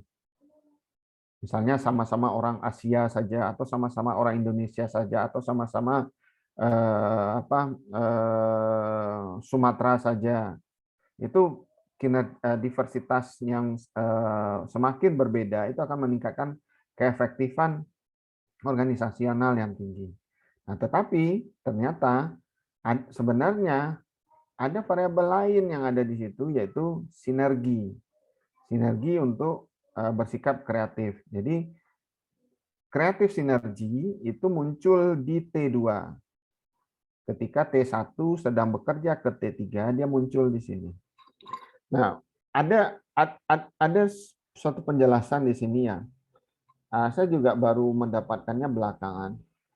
Ternyata penjelasan munculnya variabel intervening ini dari mekanisme hewan, mekanisme biologi hewan. Jadi ini sebuah proses di dalam tubuh manusia, di dalam tubuh makhluk hidup ya. Di mana ada peristiwa lain yang terjadi ketika sebuah peristiwa sedang mempengaruhi. Misalnya di sini obat gitu.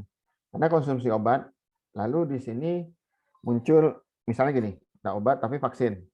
Anda vaksin, maka kekebalan akan tinggi ya. Kekebalan muncul. Ya. Nah, untuk bisa kebal itu butuh waktu 2 bulan. Atau 2 kali vaksin, katakan 2 bulan ya. Ini bulan 1, ini bulan 2. Nah, di tengah antara bulan 1 dengan bulan 2, ternyata ada yang lain yang mungkin bisa mempengaruhinya di dalam tubuh manusia itu.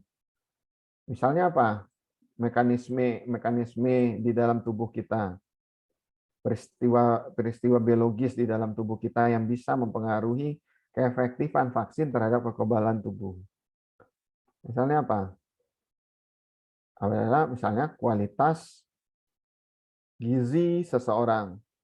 Kalau kualitas gizinya buruk, maka vaksin itu tidak akan bisa memberikan kekebalan misalnya ya. Atau bisa jadi yang lain itu adalah dia berada di lingkungan kerja seperti apa, atau lingkungan tempat tinggalnya seperti apa, atau ya, atau pola hidupnya seperti apa gitu. Dia divaksin, tetapi dia tidak pernah memakai masker, tidak pernah menjaga jarak dan seterusnya, maka kekebalan tubuhnya ya tidak muncul gitu. Atau karena kualitas gizinya. Nah, jadi ini sebenarnya variabel intervening ini meniru mekanisme yang ada di dalam makhluk biologis gitu. Lalu kita pinjam di ilmu sosial untuk menjadi jadi cara kita untuk menjelaskan sesuatu. Nah, catatan penting di sini adalah sesuatu ditempatkan sebagai variabel independen, dependen, moderating atau pengantara ya, itu ditentukan dari bacaan yang hati-hati. Misalnya gini, saya ambil saja sebuah variabel di sini ya. Motivasi. Motivasi kerja. Motivasi kerja ini apakah dia variabel dependen atau variabel independen? Susmira.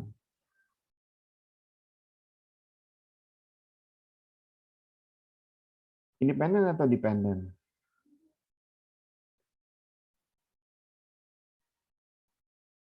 Rifan?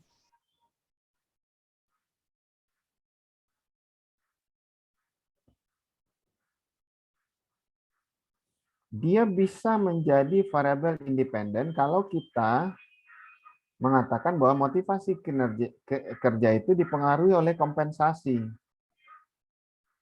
Ya, kalau kita menemukan bacaan bahwa kompensasi mempengaruhi motivasi kinerja, maka kita bisa mengatakan bahwa ini dependen, ini independen. Tapi bisa jadi ada bacaan lain yang justru mengatakan bahwa motivasi kerja itu mempengaruhi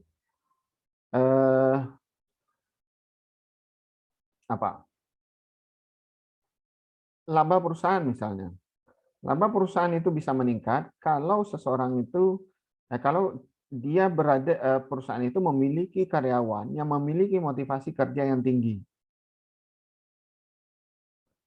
Laba perusahaan bisa enggak menjadi variabel? Di sini kan berarti variabel dependennya adalah laba perusahaan. Bisa enggak laba perusahaan ini menjadi variabel independen? Bisa enggak laba perusahaan misalnya mempengaruhi harga saham? Bisa kan? Bisa. Nah, harga saham bisa enggak kemudian mempengaruhi kompensasi direksi? Bisa. Kompensasi direksi ditentukan dari tinggi rendahnya harga saham perusahaan. Bisa enggak? Bisa ya? Nah, coba Anda lihat. Ternyata kompensasi mempengaruhi kompensasi kan? Pada akhirnya kompensasi bisa mempengaruhi kompensasi. Maka apapun yang Anda taruh di sini, hubungan inikah yang Anda lihat, atau hubungan yang ini yang Anda lihat, atau hubungan yang ini Anda lihat, atau hubungan yang ini Anda lihat, itu tergantung dari pembacaan Anda yang Anda lakukan, atau ketertarikan Anda itu apa gitu. Nah, salah enggak kalau kemudian misalnya gini, salah enggak kalau ada orang mengatakan bahwa kompensasi karyawan itu mempengaruhi kompensasi karyawan?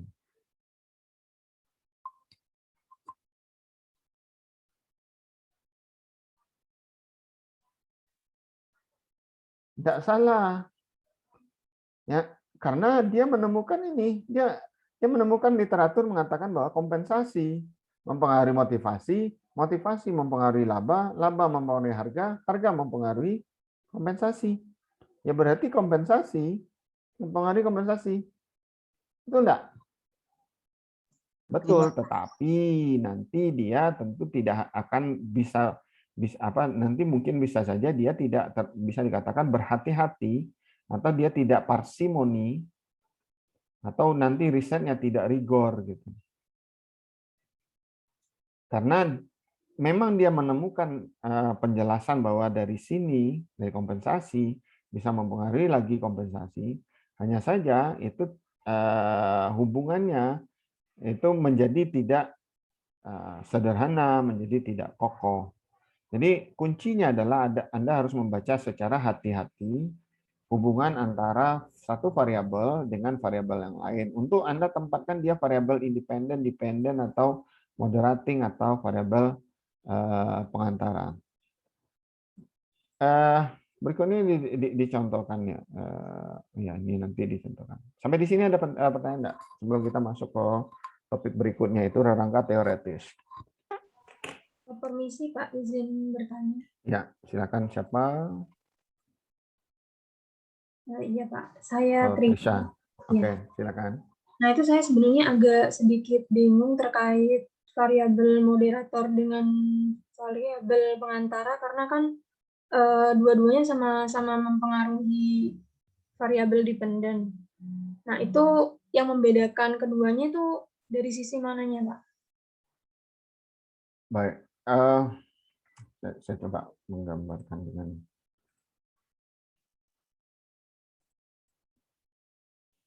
cara kerjanya itu yang berbeda. Cara kerja kalau moderator itu cara kerjanya gini. Ini variabel independen, ini variabel dependennya. Variabel independen itu mempengaruhi variabel dependen. Ini katakan ini hubungan ini telah terjadi, telah ditemukan dan kokoh. Jadi istilah bahasa Inggrisnya hold. Ya, sudah banyak orang menemukan bahwa variabel independen ini mempengaruhi variabel dependen. Ya, misalnya kita apapun namanya lah, misalnya ada kompensasi misalnya ya, kompensasi mempengaruhi kinerja. Ini hubungannya sudah sangat kokoh. Nah, tetapi kemudian Anda bisa jadi, atau seseorang ya, bisa jadi melihat bahwa ada variabel lain yang membuat nilai variabel dependen ini menjadi berbeda. Misalnya variabel tersebut adalah bentuk kompensasi. Jadi ini kan kompensasi ini ya. Ternyata bentuk kompensasi memberi pengaruh kepada kinerja orang. Apa bentuk kompensasi? Misalnya dibagi saja menjadi dua, tunai dan non-tunai. Orang yang diberi kompensasi tunai itu punya motivasi kinerja yang berbeda dengan orang yang diberi non-tunai kinerjanya. Ini riset orang gitu. Jadi ada lagi riset-riset yang mengatakan bahwa, atau satu atau dua riset atau beberapa riset mengatakan bahwa orang yang kinerjanya di kompensasinya tunai itu berbeda kinerjanya dengan orang yang dibayar non tunai. Tunai ini ya berarti diberi uang ya. Yang non tunai apa?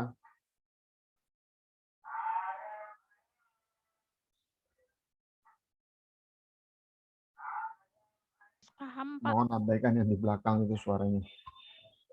Nah, yang non tunai apa misalnya? Saham.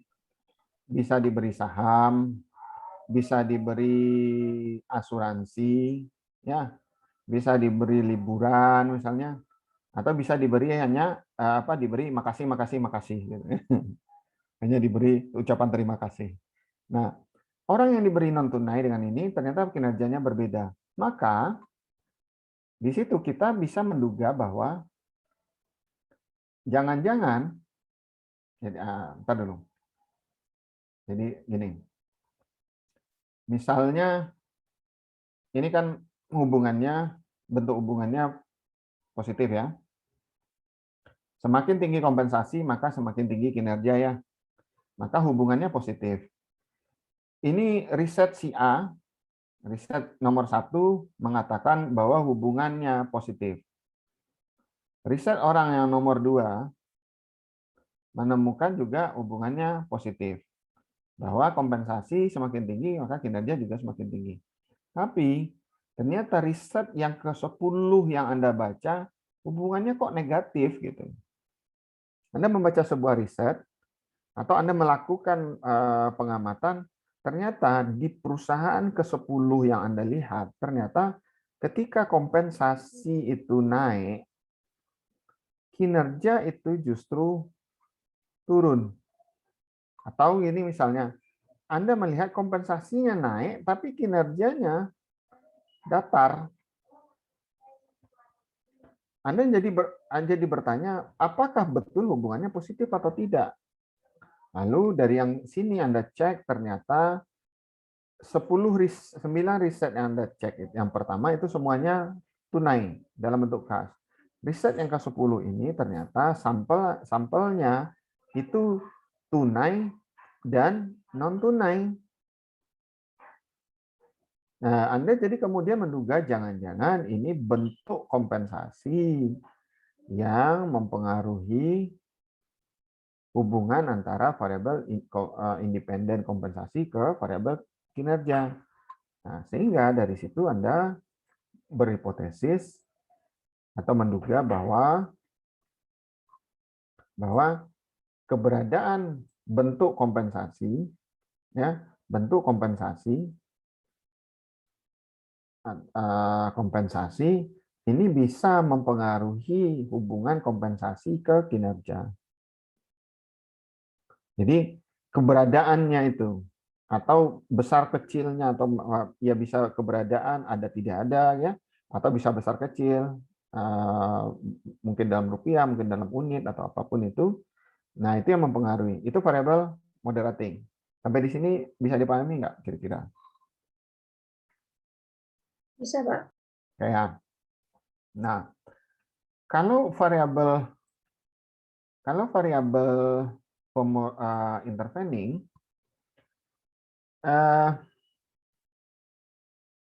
keberadaan model awalnya adalah gini, variabel independen ke variabel dependen. Ini whole gitu, kokoh gitu. Berkali-kali orang apapun yang artikel yang Anda baca, dia mengatakan begitu, bahwa kompensasi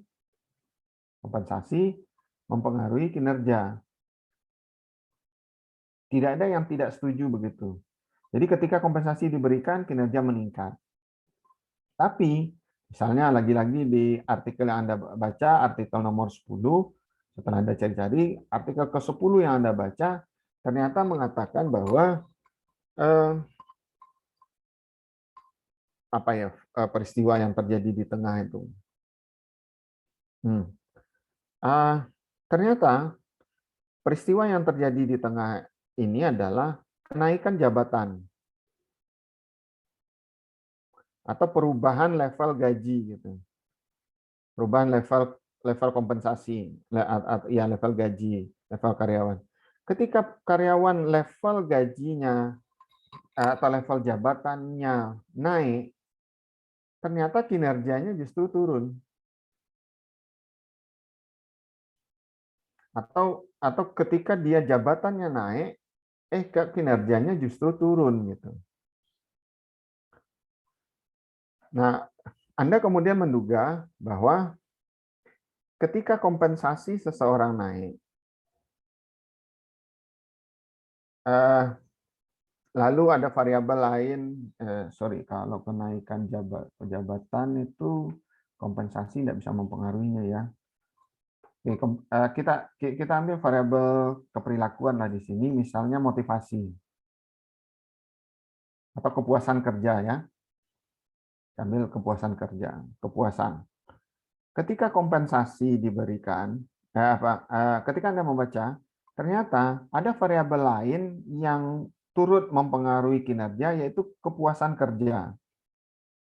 Seseorang yang puas bekerja, senang bekerja di tempatnya, itu maka kinerjanya akan naik. Nah, Anda menduga bahwa ketika kompensasi mempengaruhi kinerja di sini ya, sebenarnya ada variabel lain yang terjadi di tengah-tengah ini, yaitu kepuasan. Karena orang baru akan bisa meningkat kinerjanya kalau dia puas. Dia diberi kompensasinya naik. Kompensasi naik dari berapa? Dari 10 juta menjadi 10.500.000. Naik enggak kinerja? Naik enggak kompensasinya? Baik, Pak. Naik ya. Kalau dari 10 juta menjadi 20 juta, naik juga enggak? Naik, Pak. Naik juga. Tapi kan perbedaannya ini ya. Nah, orang yang bergaji 10 juta, kenaikannya 500.000 atau kenaikannya 10 juta seperti ini, kita berekspektasi bahwa kinerjanya menaik. Ternyata ternyata sebelum kinerjanya naik, dia harus puas dulu. Saya gajinya naik gitu. Gaji saya naik. Cuman saya tidak puas dengan kenaikan itu. Saya tidak puas dengan jabatan yang saya terima. Saya digaji 20 juta, naik dari 10 jadi 20 juta. Karya anak buah saya ya tetap orang yang sama misalnya. Saya tidak punya tim penjualan tim penjualan saya tidak nambah gitu. Dan kemarin kepala cabang, sekarang masih kepala cabang gaji naik, tapi ya saya tidak puas. Seharusnya dengan gaji yang sama saya sudah naik jadi misalnya kepala wilayah misalnya. Nah, kepuasan tidak naik. Nah, karena kepuasan tidak naik, maka kinerja juga tidak naik. Nah, kalau ini misalnya kompensasi dinaikkan pada bulan Januari, ekspektasinya kinerjanya mungkin baru meningkat pada bulan Maret gitu. Dan kepuasan terbentuk pada bulan Februari. Atau ini di tahun 2020 kinerjanya baru diukur nanti di Desember 2020. Ya, maka kepuasan terbentuk antara Januari sampai dengan Desember 2020. Jadi itu dia Trisha, dia muncul di tengah mengantarai. Sehingga hubungan yang Anda uji adalah betulkah ini valid dan apakah ini juga valid gitu. Hubungan dari kompensasi ke kepuasan, lalu kepuasan ke kinerja, itu apakah hubungannya juga valid atau tidak? Atau benar atau tidak? Gitu.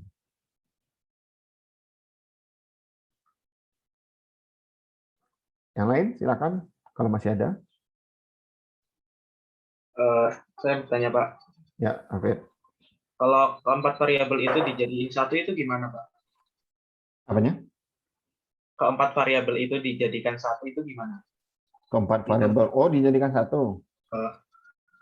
Boleh saja, tapi melanggar prinsip yang dulu pernah kita bahas di pertemuan pertama, yaitu parsimoni. Sederhana gitu. Bolehkah? Boleh, sangat boleh. Boleh saja. Ini ada saya contohkan nanti di dalam buku Mas Sekarang itu dicontohkan di sini. Nih. Sorry. Awalnya gini, training of cockpit crew ini langsung ke air safety violation. Yang di bawah sini langsung ke air safety violation. Ternyata kemudian di tengah muncul variabel nervousness, kegugupan. Jadi pelatihan kru pesawat itu bisa meningkatkan keamanan terbang, tapi diantarai atau muncul di sini kan nervousness. Nah, variabel ini bisa juga menjadi seperti ini kalau saya gambarkan. Yang ditanya Hafid itu saya kira gini, kalau dia di sini kompensasi mempengaruhi kinerja, lalu kinerja mempengaruhi tadi apa? Ada bentuk kompensasi di sini ya, kompensasi. Bentuk kompensasi ini fungsinya moderating ya, ya betul ya. Lalu Anda tadi muncul dengan ide bahwa kompensasi ke sini ke apa tadi kepuasan ya? Kepuasan, Pak. Kepuasan ya, kepuasan. Lalu dari sini ke sini. Bolehkah? Boleh. Bolehkah ini di reset? Boleh. Bolehkah mahasiswa S1 riset? Boleh. Kalau pembimbingnya kuat, Andanya juga kuat. Gitu. Karena ini kan ada 4 variabel Anda uji ini. Dan pengujiannya menjadi tidak sederhana. Kalau saya bilang ya mahasiswa S1 dan mahasiswa yang lain juga, riset itu mesti parsimoni. Sederhana. Kayak rumah makan gitu, sederhana. Kalau udah sederhana enak. Kecuali di Padang sederhana enggak enak. Ya, Bet. Kalau di Jawa Timur itu sederhana pasti enak semua.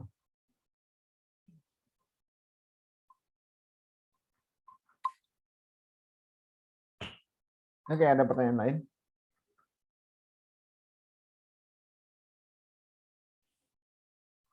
Oke, jam 12 ini ternyata sudah 2 jam kita. Masih ada beberapa sebenarnya. Ini rangka teoretis untuk pengembangan hipotesis. Saya kira mungkin Anda bisa baca ya. Kita baca di dalam bukunya. Kita udah lewat jam 12 ini. Nah, untuk pengembangan hipotesis, jadi gini, secara singkat ini, rangka teoretis itu adalah kita melakukan kompilasi atas bacaan-bacaan yang ada untuk bisa kita menemukan hubungan yang pasti, bentuk hubungan yang pasti. Apakah hubungannya positif, arah hubungannya positif, atau arah hubungannya negatif. Nah, setiap argumen yang dipakai itu harus berasal dari temuan-temuan yang lalu.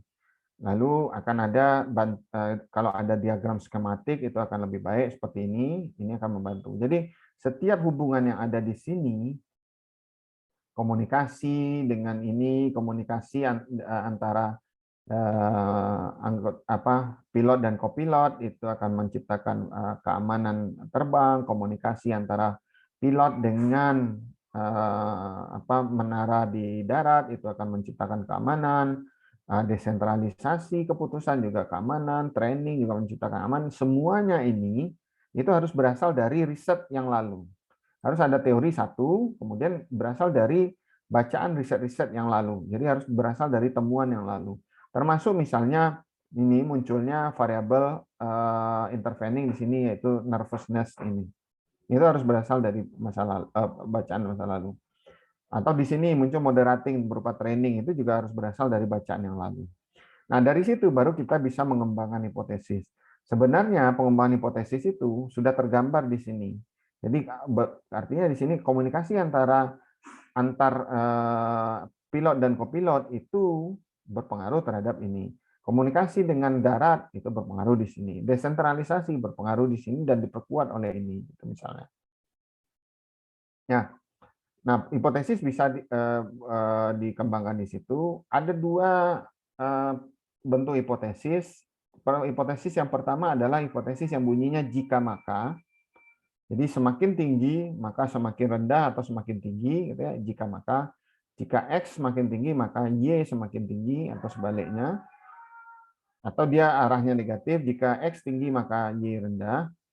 Ada yang hipotesis non direksional, tidak punya arah. Kalau jika maka itu punya arah, tapi kalau hipotesis yang lain bisa tidak punya arah. Jadi bunyinya hanya hubungan. X berhubungan dengan Y. Dan dua bentuk hipotesis nol dan hipotesis alternatif. Di ilmu sosial, kita menguji hipotesis alternatif.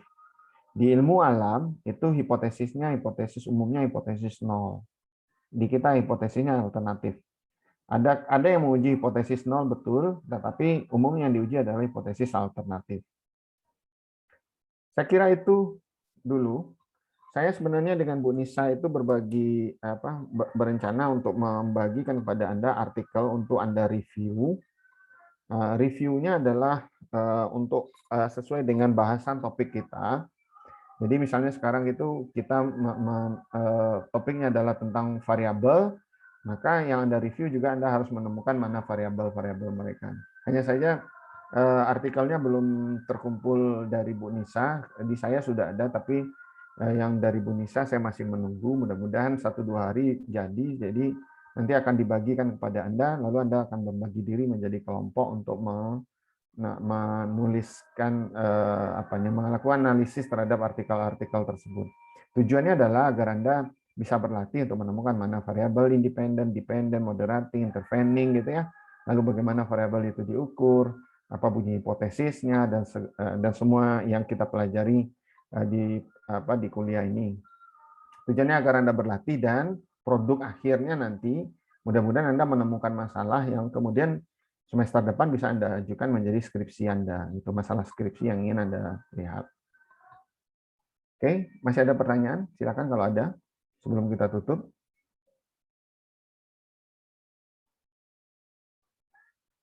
Baik, enggak ada. Mohon maaf ini lewat dari target biasanya sampai jam 12. Oke, selamat siang, tetap sehat. Assalamualaikum warahmatullahi wabarakatuh. Waalaikumsalam warahmatullahi wabarakatuh. Tutup ya. Terima kasih, Pak. Terima kasih, Pak. Terima kasih, Pak.